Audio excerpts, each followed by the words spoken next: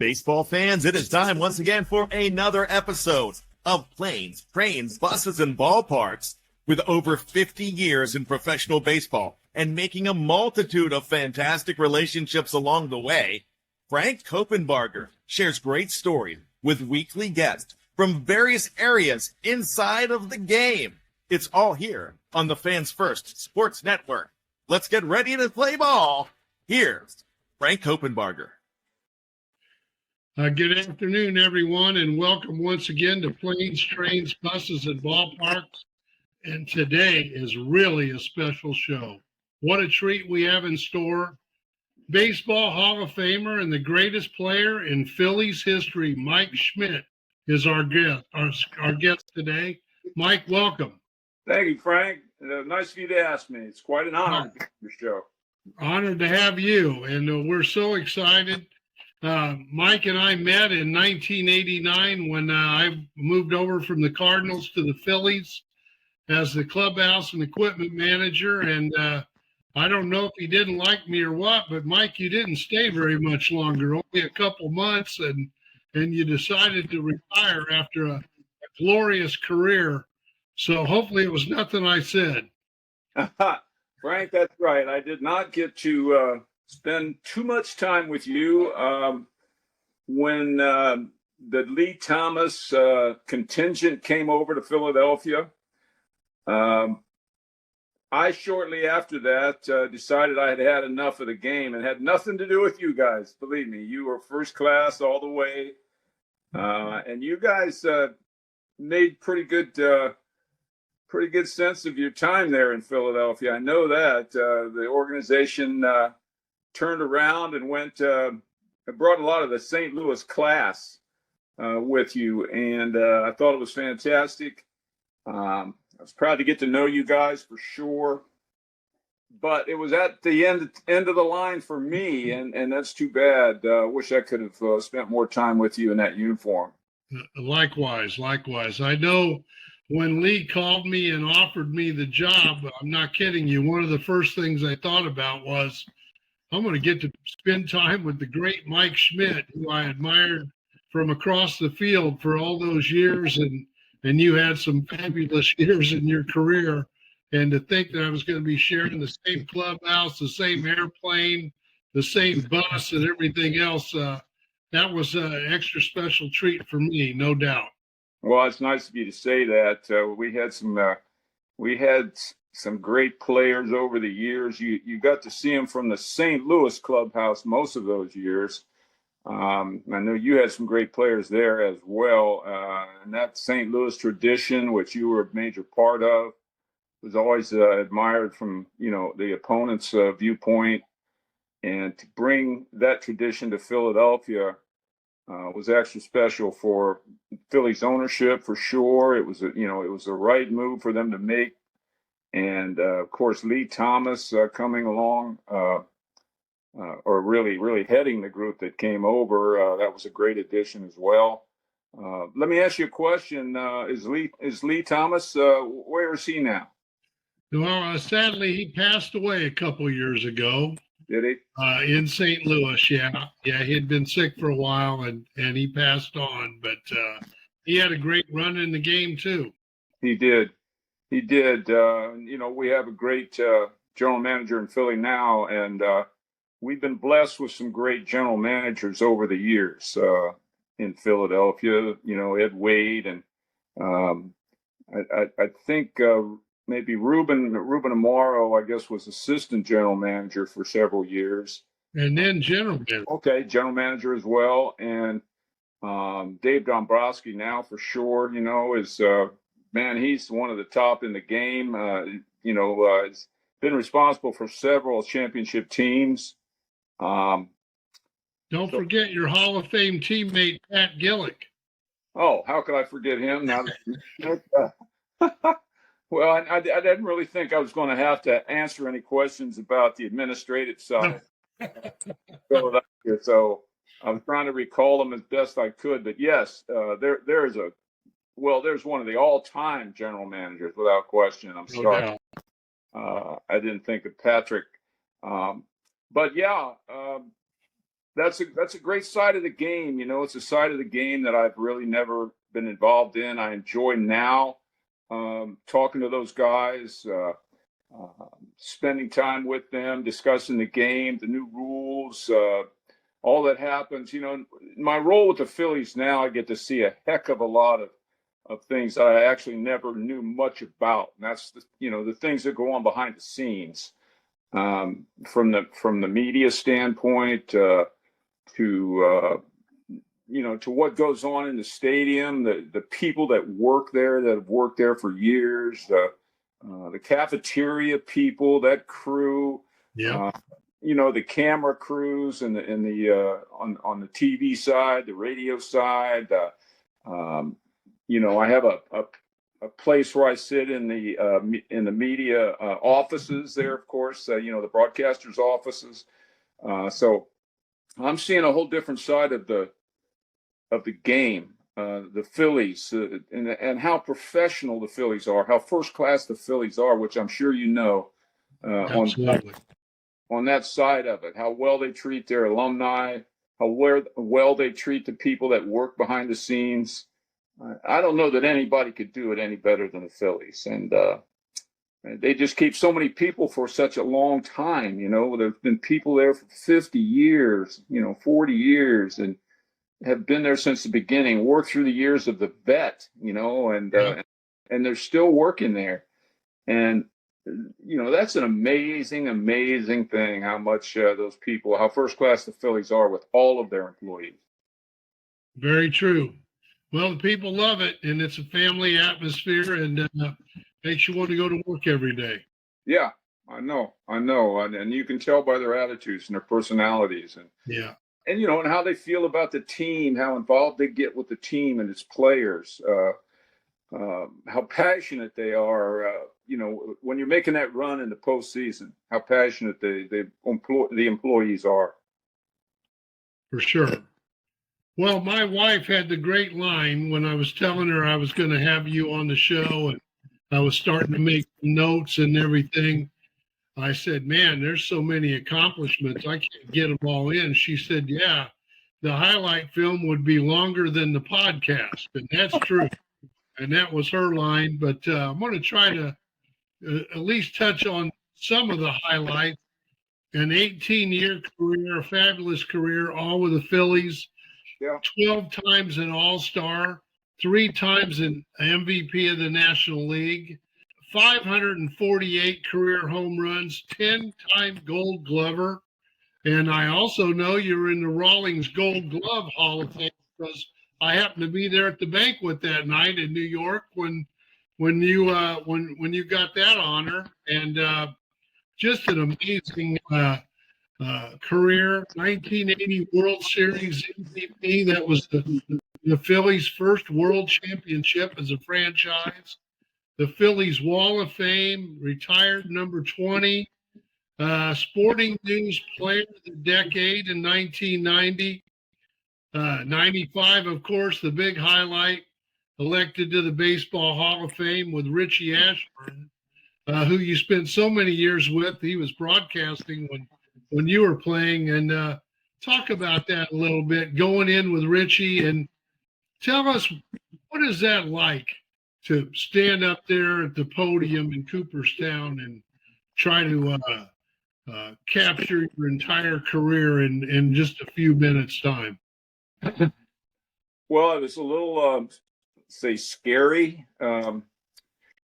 because you prepare, at least I did. I prepared a speech with a professional person that telling them what I wanted to accomplish, and it helped me put it together. And obviously, the first thing I wanted to accomplish was try and smooth out my relationship with Phillies fans. I'm not saying it didn't get smooth toward the end of my career, from maybe the last 5 or 6 years. It was a very, very comfortable place for me to play in the vet, toward the end of the time at the vet.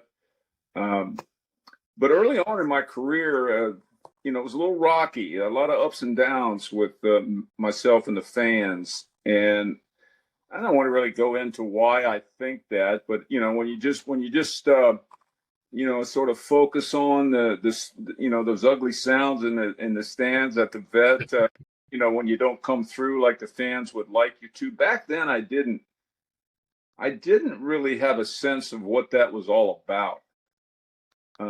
Unlike I do now, Frank. Unlike I do now, having looked at it from from my perspective now as a fan myself, I understand that it's more about a passion for the game. It's more about how much they want you to do good, how much they want to win. They want to be winning fans, and we've seen now how much they want to be involved in the current, stadium and with the current Phillies team. How much they want to play a part. And the Phillies do too. I really do.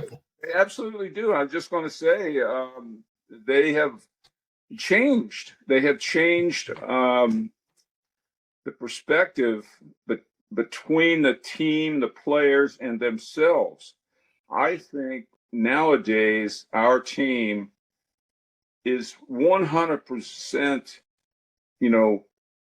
molded to the fans. I mean, I think they and the fans are one now. And especially since that Trey Turner incident, where Trey, where Trey was on the road and he was really struggling, and he came home and they gave him a standing ovation rather than booing him like in the old days they may have done at the vet. They lifted the guy up for sure. They did. And I think it, kind of took everybody by surprise. And like 5 seconds, 10 seconds after they started cheering him, I think everybody joined in and thought, well, isn't this great? Isn't this great that they are doing that? Yeah. And I think from that point on, the fans realized how much they can lift up a player. Yeah. Basically by the kind of noise they make in the stands, and the player can go from pressing and trying too hard to feeling comfortable and confident, just simply by what goes on that field with the fans. And I think even a little bit before that, but from that point on, I think there became just a beautiful fan-player relationship. And so the original question was about my Hall of Fame speech. And so I was trying to create a moment like that with just me. It wasn't like the entire team. It was just me standing there. Right. With myself, and I mean, there were a lot of people on that hillside at Cooperstown. I mean, it was a record crowd at that point. It was, yeah. Yeah, and I was just trying to kind of bring us together, and I think you did. It was remarkable. I talked about Pete Rose a little bit back then, and I when you talk about Pete, I think the fans agree with what I had to say about my relationship with Pete and his relationship with the town, and just tried to kind of smooth over what the perception of what fans have of me, not only as a player but as a person, and I think I accomplished it. No doubt about it. Yeah. No doubt. It was a tremendous speech, and I remember Richie Ashburn in the highlight film later that year when they showed clips of his speech and how he bragged so much about what a great job you did on your speech and really pulled everybody together once and for all, which was great. Yeah. In Richie Ashburn's style, all Richie had to do was stand there and tell 2 or 3 stories. Absolutely. I'll tell you what, I'll never forget when he passed away. I never saw a line like that ever in my life, to go view someone's casket. We took the team there in uniform because we had a doubleheader that night, and they stopped the line for us to go through. And I'm not kidding you, it was probably close to a mile long. It was incredible. It was some scene. That shows you the appreciation that Philly fans have for that link between themselves and the team. game Very with true. obviously Harry Callis. I mean, Yeah. it's Andy Musser, Richie, Chris Wheeler over the years, by some. But those guys, every day, they are the link between the fans and the game on the field. You know, probably more so radio, but yeah, you know, quick story. My grandmother used to sit with her little transistor radio on her desk, like right here, and listen to every one of those Cincinnati Reds game on transistor radio. And, you know, it made her night. It helped her get through the night and the day. And she depended upon Wade Hoyt. I don't know whether you remember that name or not. Remember the name, yes. Yeah. But yeah, those kind of people, although they don't necessarily get the credit in terms of the history of the team, are as important, if not more important, than the star players over the years. Well, they're definitely a soundtrack for the fans, no doubt. Yeah. Jack Buck was the same way in St. Louis, Yeah, as Harry Callis was here in Philadelphia. that's right. I agree with you. Yeah. So now let's continue on with. I had to take a little break. It was too many honors to list all at once. Imagine writing those on a baseball. Yeah, couldn't do it. You'd need a basketball for this. So 1999 Major League Baseball All-Century team, which was the 100 greatest players from the 20th century. And that was some scene up there at Fenway Park in Boston. Yeah. When they brought you guys out, that was really cool. I was watching that one on TV, and that was special. That's still one of the moments. I would say if you're talking about top 10 moments in the history of the game, I bet you that moment with Ted Williams in a wheelchair on the mound would be one of them. Yeah, I would think so. No doubt about it. All the guys standing around. They all clustered around him and kind of delayed the game even a little bit. Right. That's the players wanted to talk to him, That's the only time I have ever been on Fenway Park's, field on the grass. Yeah. I've been to a game there one time, but the only time I had field. No interleague in your day. That's right. Yeah. Right. That was a big difference, Frank, not having interleague baseball. Good or to the bad, I'm not sure. I think I would say it takes away from the World Series, the excitement of the World Series. I agree with that. Yeah, and the All-Star game too, by the way. It was when the two leagues did not play each other, and you did not see those guys or get to know those guys or know anything about the pitchers or what they threw. All you had was a scouting report, so it made the scouts more valuable. They were more important, and then so you were you had to do a lot more work mentally when you went to play in an All-Star game or a World Series against the Kansas City Royals. I had never seen several of their pitchers before. Dan Quisenberry, I had never faced him before. I saw him on TV. Yeah. But it was really special for the leagues to play each other. I don't think, obviously, you don't have that now. It's not quite the same, that's for sure. But on the other side of it, I was fortunate enough to be working when the interleague started. To get to go to all those ballparks was a treat also, to have be able to say you'd been in every major league ballpark was kind of fun. Now, there's one I haven't been to now in Texas, the new one, but other than that, I've seen them all. So, no, I have not. Of course, I'm way past my time in terms of going to those ballparks, but I have not. I could probably 7 or 8 or 9 ballparks I've never seen in my life. Of course, they're all new now, But well, we sure got a spectacular one in Philadelphia, no doubt about it. Citizens Bank Park is great. There's so many things about it, and most of the new ballparks are similar. In terms of they're almost like going to the mall. You can go and from shopping for paraphernalia, stadium merchandise, team merchandise, to having dinner at, say, Bull's Barbecue, Yep. or, going, having a couple of drinks over here, taking your grandkids or your kids to that little ballpark where they can hit wiffle balls. I think there's people that don't even watch the game. They just go to walk around. Yeah, every now and then a baseball game breaks out, right? Exactly. So I got one other thing I want to bring up. And when the ballpark opened in 2004, there were some statues erected, and one of you, of course, what I would call the main entrance to the ballpark, the third base gate, which is certainly apropos. Schmitty, what's it like when you drive down the street and see a statue of yourself? What what do you think when you see that?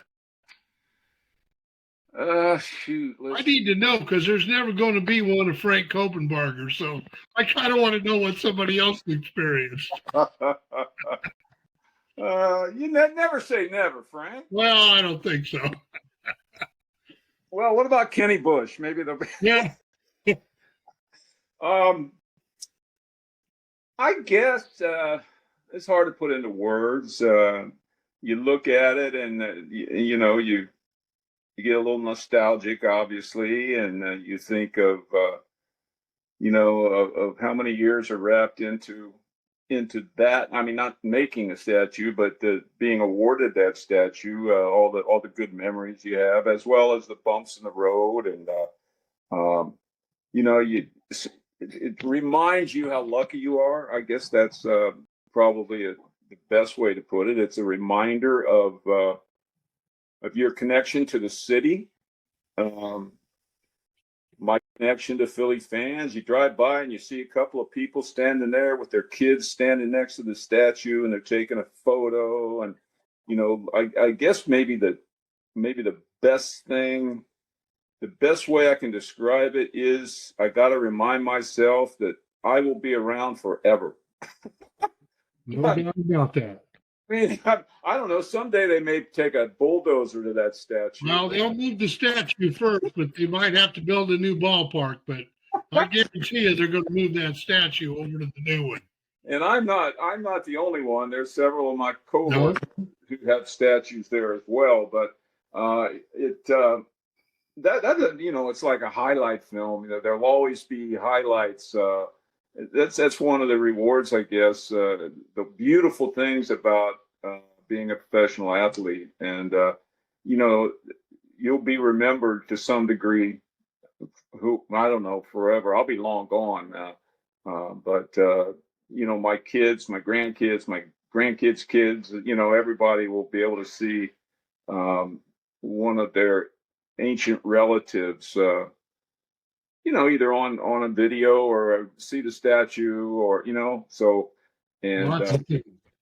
Yeah, lots of ways. A plaque in Cooperstown, the Wall of Fame plaque in Philly, the statue. A lot of remembrances of you forever. There's no doubt. Yeah, but I mean, Frank, just think of all the other people who are not with us anymore. Right. Who we see remembrance of them. Like where ago, like a Jim Bunning or Robin Roberts, and those names will live on forever. Dick Allen now, for sure. Yeah, even like John Vukovich, for example. I was with him all those years. He was a coach, and I'll go out there to the Wall of Fame and look at the new plaques that get installed, and I see Vuk's plaque, and Jeff Cooper and Chris Wheeler and I were asked to unveil his plaque the year he went in, which was the year he passed away in 2007. And, it really means a lot, and makes me miss him a lot more too. Yeah, you got that right. I mean, we all have our remembrances. One of my John Vukovich memories, in addition to him being traded to Milwaukee so that I could play third base. Really, I'm serious. I'm sure he handled that real well. John and John Vukovich were traded so that I could play. Yeah. Well, my biggest memory of Vuk was coming into the clubhouse with my father in 1971. Yeah. After I signed my contract with the Phillies, they let me work out with the club, big club. The Giants were in town, and I got to take batting practice with the big club there for 2 days. And Frank Lucchese was the manager, and my father and I got escorted into the clubhouse. And obviously, I was taken back by, holy geez, look at this clubhouse. I'd never seen anything like this. You remember the old vet? I mean, Yeah. Crazy. And they brought a guy up to me to introduce me to the first player I had ever been introduced to in my life, and it was Book. And he had no shirt on. Can you imagine? Book was cut. Yeah. And he walked over to me, good looking guy, he walked over to me, and he had his white, tight sliding pad shorts on, right? And he had a jock strap, right? And it was one of those ones with the thick band. Yeah. The bub jocks. Yeah. That had the place for a cup, Yeah. and it had Vuk. You remember these? Oh, yeah. VUK in right on the front. Yeah. He was the first major league player I ever met. What a way to meet a guy. No. And his jock strap. Yeah. That was the beginning of our relationship, and we did a lot together, and he is one of the most well-respected human beings as well as coaches that ever passed through there. Yeah, no doubt. Not too many coaches get put in the Wall of Fame, and he did, and unfortunately passed away. He was far too young to be gone, and that was a tough blow for the Phillies, no doubt, and a lot of us personally. I'm glad they honored him with the Wall of Fame because he sure was dedicated to the Philadelphia Phillies ball club, no doubt. You got that right. He affected a lot of lives. He did. He Such made you better. Yeah. He made you better. Sometimes the guys didn't want to be better, but he made them better anyway. Yeah. Players really respected him. So I'm going to go on with some more highlights, Schmitty, but we got to take a short break. So we'll be back in just a minute. Stand by.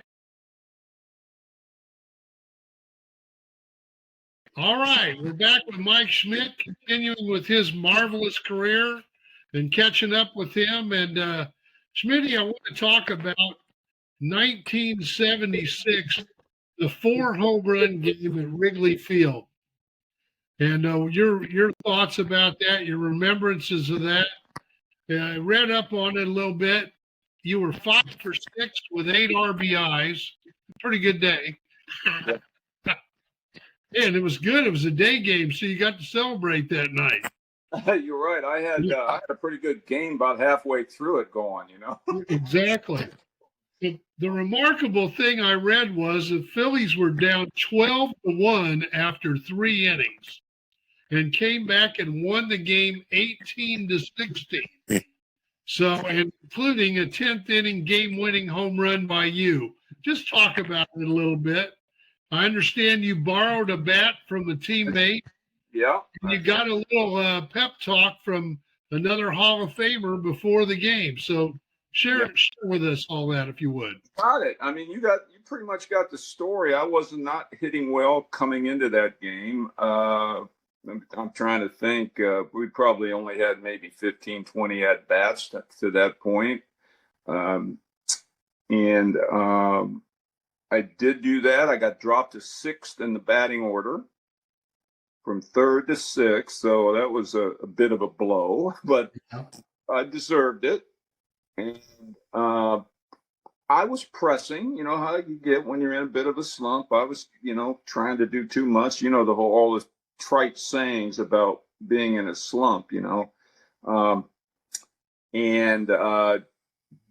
I used Tony Taylor's bat in pregame. I was feeling all the bats in the bat rack. I'm like, man, this one feels good. You know, it had a really big, what they call a big head on the end. Yeah. Barrel, excuse me. And so I used that during the game, and Dick Allen asked me to stay back in the clubhouse after the team had gone on the field because he wanted to talk to me. And, you know, he said, let's have a little bit more fun out there today. He could see the look on my face that I was really trying too hard, and that I wasn't enjoying the game as much as I should. And, of course, I think that might have painted my entire career, enjoying the game. I never really ever enjoyed the game as good. I always felt that I had to be, you know, perfect on the baseball field, which was a mistake because you never can be. But the game started and I went 0 for 1. I think I popped up my first at bat. So after that, things went pretty well. I hit a ground ball single, and then I hit a home run. And we were creeping back into that game, Frank. It stayed, you know, like we looked like we might see the light of day because the wind was blowing out at Wrigley Field. It was a nice day to hit. And then hit another home run. Again, I don't know what scores were after each home run. And so, like you said, a good day. Well, I had a pretty good day at that point. We were only halfway through the game. Exactly. Yeah, exactly. And it came back around again, and I mean, two is I don't know, two is not that big a deal at Wrigley Field on that kind of day. It's a great game, don't get me wrong, but every at bat we were looking like we were going to get back in this thing, you know, and a couple men on base, and boom, I hit the third one, and now things are getting real, right? If I could come back around up again, who knows what could happen? And darn, if the game wasn't tied, my fourth at bat, I came up and hit another home run. So 4 home runs, 5 for 6, 8 ribbies, and we win the game 18-16. And if I'm not mistaken, I hit one the next day too. You may have. I stopped counting after 4. But you know, I think 5 in a row. I think a lot of fans get that game mixed up with a game that happened 3 years later in 1979 when the Phillies again played the Cubs. This day you didn't do as well. You only were 2 for 4 and only had 2 home runs, but they did walk you 4 times, and you had 4 RBIs, but the Phillies won 23-22. And I think most people think that's the game you had the 4 homers, but it wasn't. No, that was an unbelievable game. I think who started that game? It was either Lurch or Christensen. One of the two guys started the game for us and gave up 7 runs in the first inning. Now, I see you might have that story, that line score there. I don't. We fell behind in that one, I think 7-0 in the first inning. If I'm not mistaken, it was 7-7 real quickly after that. Again, another one of those wind blowing out days at Wrigley Field. So every fly ball blew out of the ballpark. You know, I think Kingman had 3 home runs for them, and I hit a home run to win that game off of Bruce Sutter. Yeah, another Hall of Famer. Yeah, you know him, right? Oh, sure did. Yeah, absolutely. Yeah, you know, Sutter gave up a lot of home runs there in Wrigley Field. He gave up 2 to Sandberg and put him on the map. You know, back in the 80s. So, you know, they in fact, they've renamed it the Sandberg game, and they still talk about it, you know, all these years later. And, you know, of course, he was the Phillies manager there for a couple years. Right. And I had a Bruce Sutter bobblehead in a Cardinal uniform. I put it on his desk, and Bruce signed it to him. So it was kind of a nice ornament on his desk. So isn't it fun what goes on in the clubhouses that people never know about, never get to see? You know, when guys retire, the thing they miss most is that. That's what we all miss the most. You know, you can say those great games like we've been talking about, you know, playing the game on the field, all of that stuff. But the thing we miss most is that camaraderie in the clubhouses. You know, you just can't duplicate that anywhere, right? No, I agree with you. That's, I've been now 7 years. And what I miss the most is seeing my buddies around the league and the clubhouse. Yeah, exactly. The memories. Those are the. Yeah. You could ask me about what's your favorite thing about your career, and I would start right there. Yeah.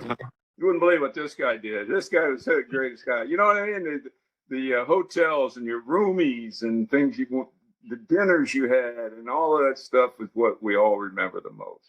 I saw Roger Wilson, the longtime Cincinnati visiting clubhouse manager, last week up in Cooperstown. Actually, we had an event up there where 7 former clubhouse managers, these are all 50-year guys, were inducted into the Major League Baseball Clubhouse Manager Association Hall of Fame.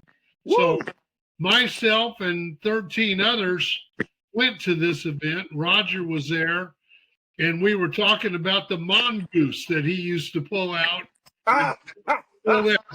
Pull that out on those rookies and scare them half to death with that caged mongoose that he had in the clubhouse. And I can tell you remember it.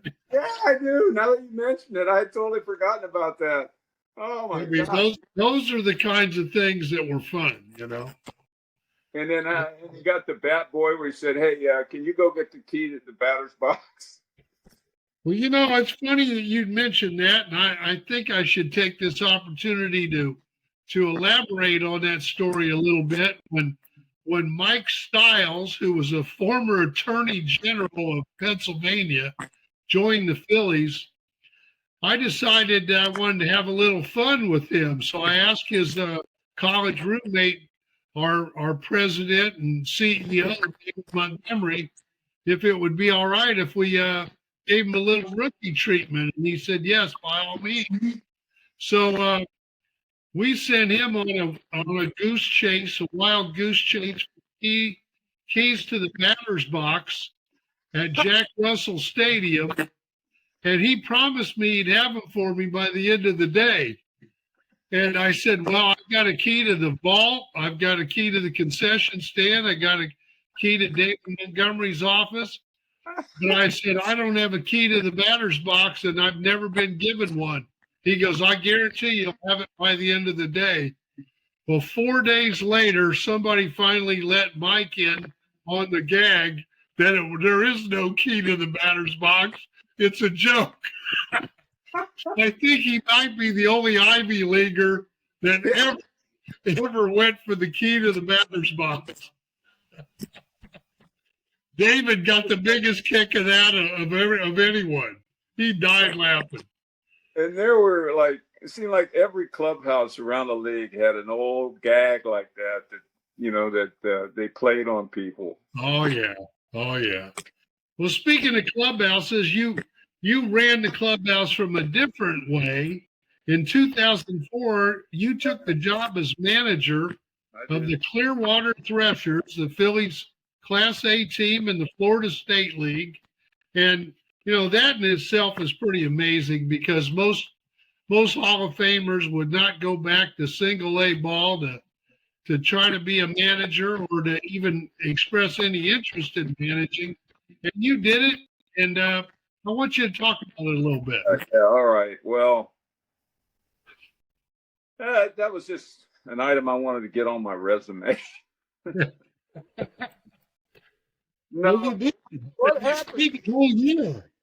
Frank, you got to realize at some point, everybody thinks that they could be a manager, right? Everybody wants to give that a go. And I went through this little period where I thought that I'd like to be a manager, because I'm always kind of managing the game in my head, whether I'm in the stands or whether I'm in the dugout or, I just felt like I could be a good manager. But of course, I didn't.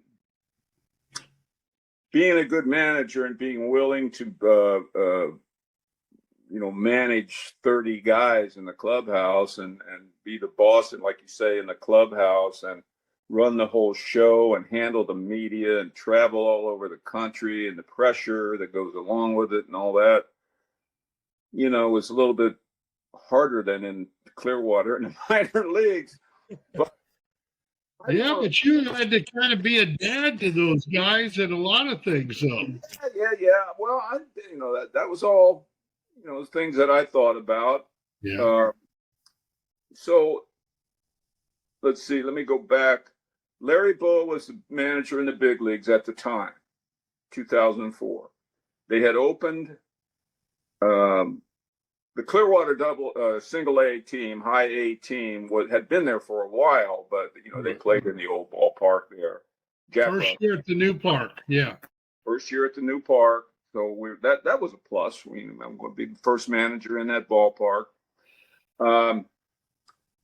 and as it turned out, Larry Bowa got fired at the end of the year. Ed Wade was the GM. Ruben Amaro was the assistant GM. I had done everything they asked me the entire year at Clearwater.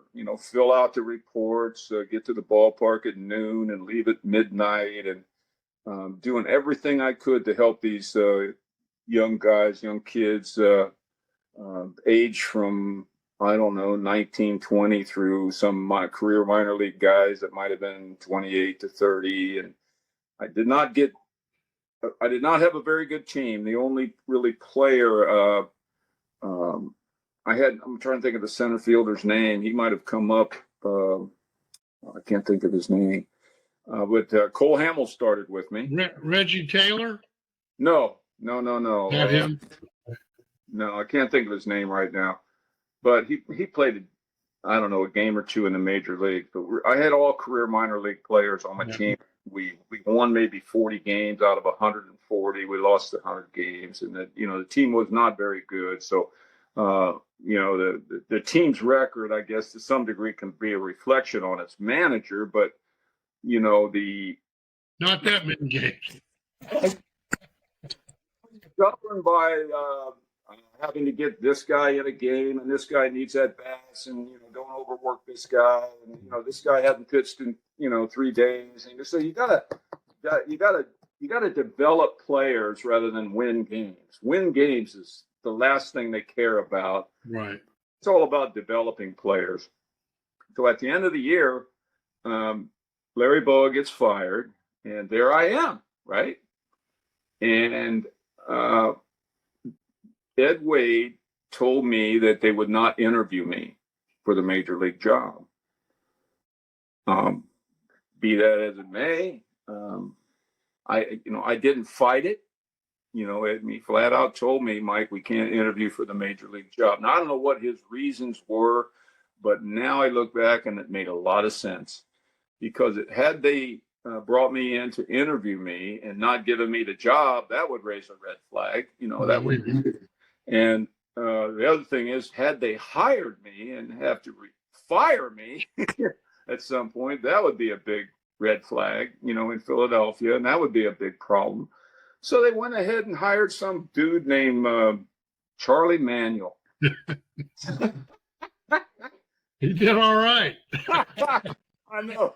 Was that the greatest move in history by the Phillies right there? Yeah. Did pretty good. That's my story about managing in the minor leagues, and I only did it that 1 year and never again. Well, you lasted the whole year, and that in itself is pretty cool. You were committed to it, and you did it. Yeah. I read some stuff recently that people are like up in arms or can't believe that Albert Pujols is not getting the Padre job or the Cardinal job or the Angels. And I'm thinking, when a guy reaches a certain level like yourself, then it's hard to let the guy go if it doesn't work out. And I can kind of see that. And I kind of think that's why the Cubs never gave Sandberg an opportunity to be the Cubs big league manager, even though he, like you, went back to A-ball and worked his way up AA and AAA. I wouldn't say like me. He put his time in there. And he did, but I mean, he went back to A-ball. That's what I meant, like you did. Yeah, and he was a winning manager everywhere he went. Yeah. In the minor leagues, and deserved a major league job, which he eventually got in Philadelphia. Yeah. No doubt about that. And I worked for Ryan by work. I mean, I went to spring training several years for him when he was manager, and I was right there by his side. And yeah, there's another guy that left us too early right there. Yeah, sure did. I just think that's kind of why the Cubs never gave him the job. I think they couldn't bring themselves to the fact that they might have to let him go one day, and then it would be a tarnished relationship. And makes sense. When you think about great players being managers, I guess I would say Frank Robinson might have been the first Hall of Fame player that managed, for several years in the major leagues. And I'm not sure whether Ted Williams managed or not. He did. He managed the Washington Senators. Did he? Okay. He did. They didn't do very well. Yeah, I don't know whether I can think of anybody else Hall of Fame players that managed. There's a lot of Hall of Fame players that coached. Right. But it takes a Yogi Berra is another one. Yogi Berra, yeah, Yogi Berra. But not very many, that's for sure. Story. Yeah, but he wasn't in the Hall of Fame yet. True. Yeah. In fact, managing, even though he was a really, really good player, managing is how he got to the Hall of Fame. You're right. You're 100% correct about that. Yeah. So speaking of Halls of Fame, I read that in 2024 you were elected to the College Baseball Hall of Fame, and it seems like that seems funny to me because that took them a long time to do that. Is that true? That is true. That's exactly what I said to them. Right. Well, you were in the Major League Baseball Hall of Fame 29 years earlier. That College Hall of Fame's hard to get in. I was just going to say, do you people have any records about your inductees? Well, it's I think the Ohio University where you went to college, they kept up with you pretty good. They put you in 1977. So you went into their Hall of Fame then, and the Mid-America Conference Hall of Fame in 2012. And Ohio U retired your uniform in 2014.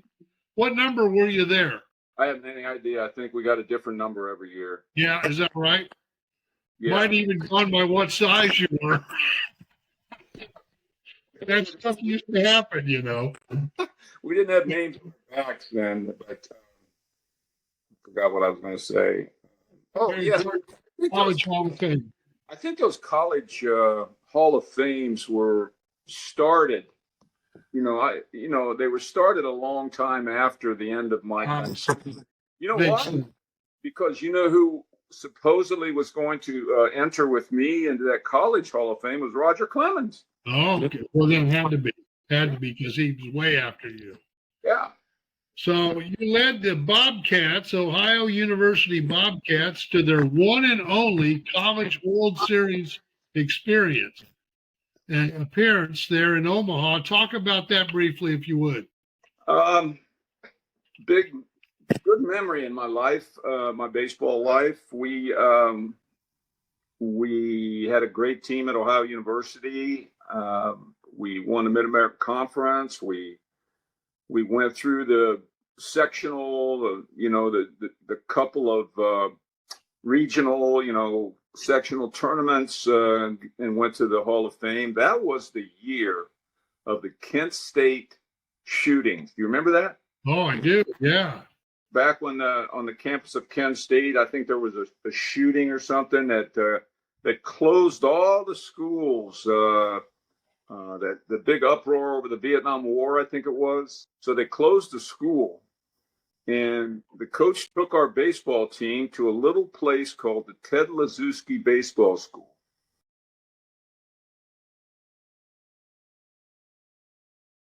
Ted Kluszewski Baseball School. Yeah. It was about 25, 30 miles away from Athens, Ohio, where it was. And there was a couple dormitories with little cots. The thing was for kids. It was a kids camp, a summer camp for kids. There were Little League fields. Frank, there were 2 Little League fields there. You hit some tape measure shots there, didn't you? We slept on these little kids' spots, right? For 10 days. And then we left for Omaha.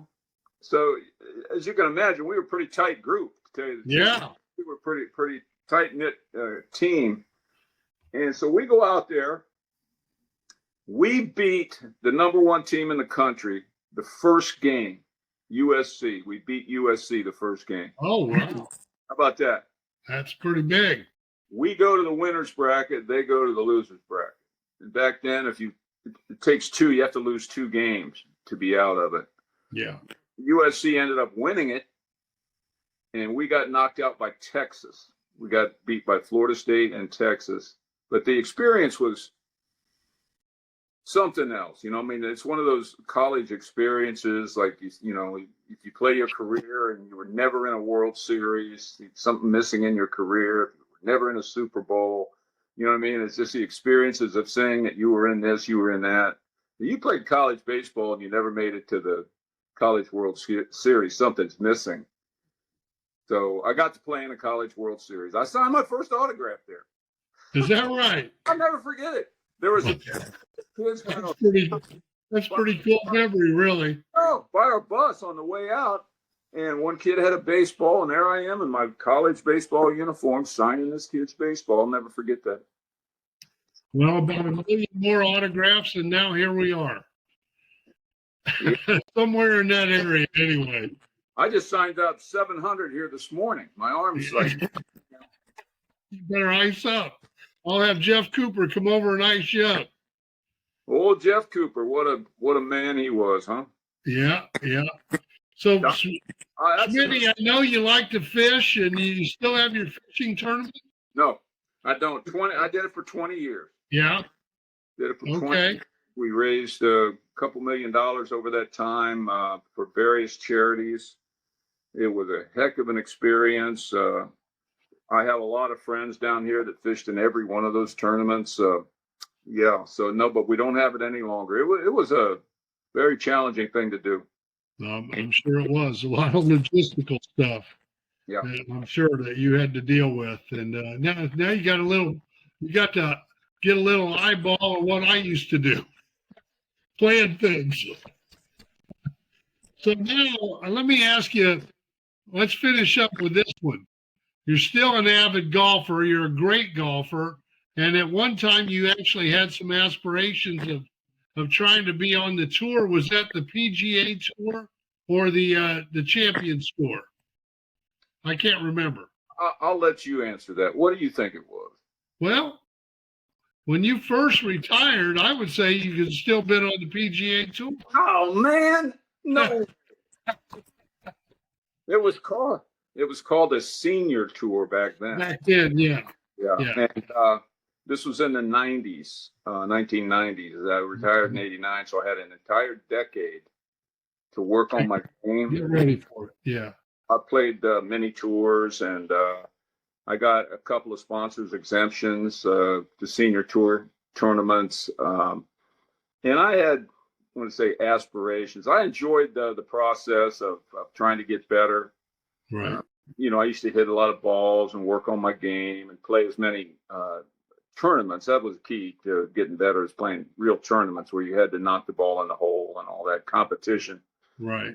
So I did as much of that as I could. And I really never got comfortable mentally with myself on the golf course. My handicap was very low, but my tournament competition scoring average was probably 75, 76, and that ain't going to get it. You had to be very comfortable shooting par every time you teed it up back then. Now I don't know how they do it. Yeah. Nowadays you got to be, comfortable with a 68, 67 on a regular basis. Yeah. Golfers are so good now, but I still love the game.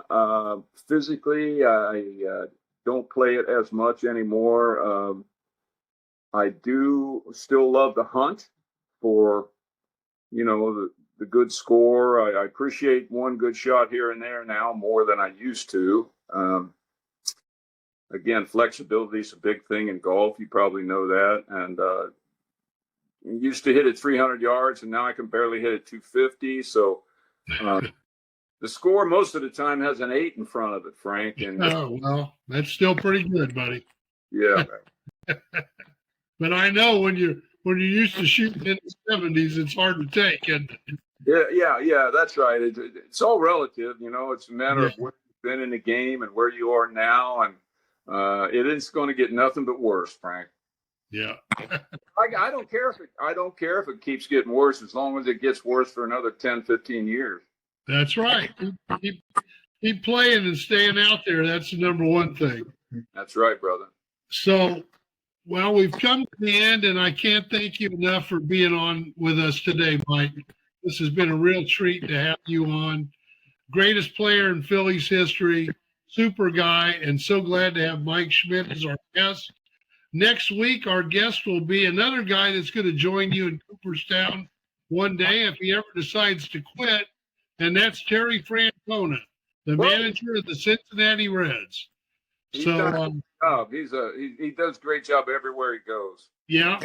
Frank, and you know, it's my pleasure to be on with you. I wish you a lot of success with your podcast here, and you sound like a very polished host. Well, once thank again, you. I don't know about that, but thank you very much. Best to you and your family. Same to you. Happy Thanksgiving. And fans, don't forget, like, follow, and subscribe to the Fans First Sports Network, and we'll see you next week. Thank you for listening to another episode of Planes, Trains, Buses, and Ballparks with Frank Coppenbarger. Tune in next week for another great episode on the Fans First Sports Network.